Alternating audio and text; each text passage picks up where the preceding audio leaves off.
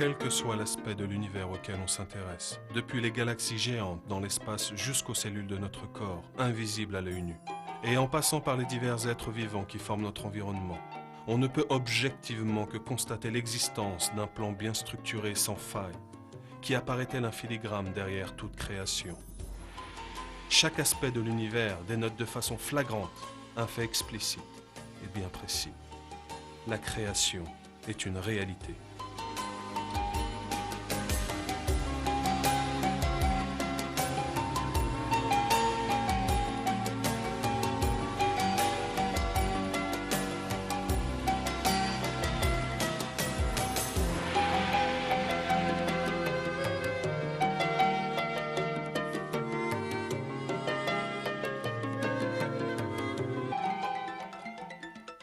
Le monde dans lequel nous vivons foisonne d'une vie fonctionnant selon des principes immuables et étonnamment sans faille. Nombreux sont les êtres vivants réellement stupéfiants, depuis les oiseaux jusqu'aux plantes, et des poissons aux insectes dotés ni d'intelligence ni d'esprit, et parfois même tout bonnement dépourvus de cerveau, qui suscitent notre admiration, vu les actes évolués qu'ils accomplissent.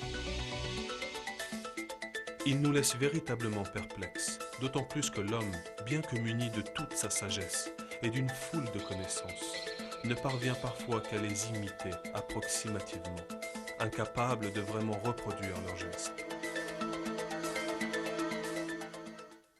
Dans tout ce qu'Allah a créé dans les cieux et la terre, il y a des signes, certes, pour des gens qui craignent Allah. Les systèmes de défense, de reproduction et de chasse incroyablement complexes que sont ceux des insectes, qui constituent toute une branche du règne animal, révèlent de façon patente que ces systèmes ont été mis au point par un créateur sage et tout-puissant. La conception merveilleuse des insectes est une preuve de l'existence d'Allah et de sa création parfaite. Toute personne qui réfléchit avec une conscience claire et un esprit dénué de préjugés ne peut arriver qu'à cette conclusion.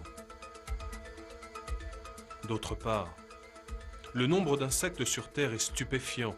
Pour chaque être humain, il y a environ 200 millions d'insectes, ce qui équivaut à 10 millions d'insectes au kilomètre carré. On estime à 30 millions le nombre d'espèces d'insectes, dont beaucoup n'ont même pas encore reçu de nom.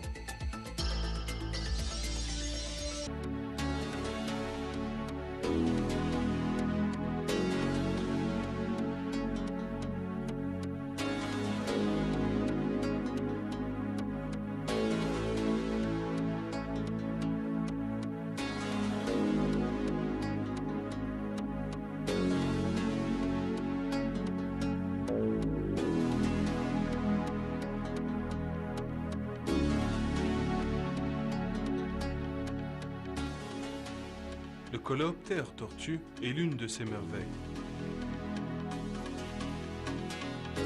Son système de défense est fondé sur l'utilisation de ses pattes, d'ailleurs très grosses par rapport à sa taille, et de sa carapace. Lorsqu'il se sent menacé, il rétracte ses pattes et ses antennes, et se colle au sol à la manière d'une ventouse. L'intérieur de la carapace est d'autre part conçu pour accueillir ses organes rétractiles. Cette structure rend impossible le renversement de ce coléoptère par ses prédateurs, notamment les fourmis, dont l'objectif est de retourner l'insecte pour s'attaquer à ses tissus tendres.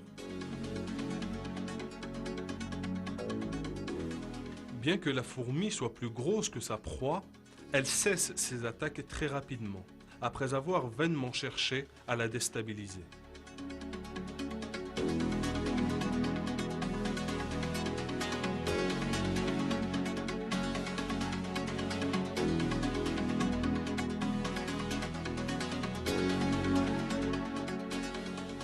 Lorsque ce coléoptère est examiné au microscope, l'examen révèle que ses pieds comportent près de 60 000 poils.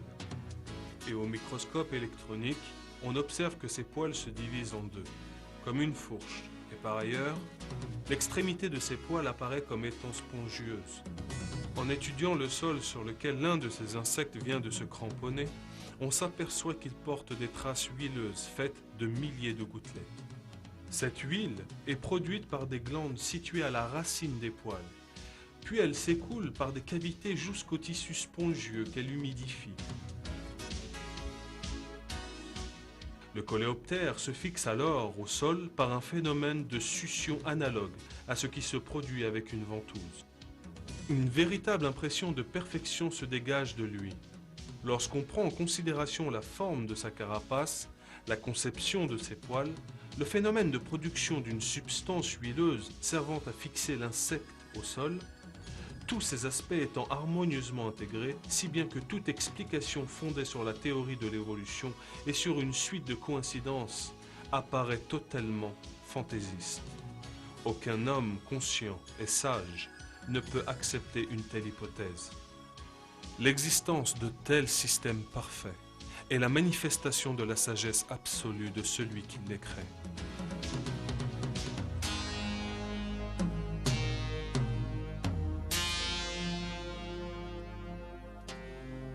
Allah, Seigneur des mondes, est le créateur de toutes choses, et dans tous les êtres vivants sont présents des signes de sa création supérieure. C'est lui, Allah, le Créateur, l'existence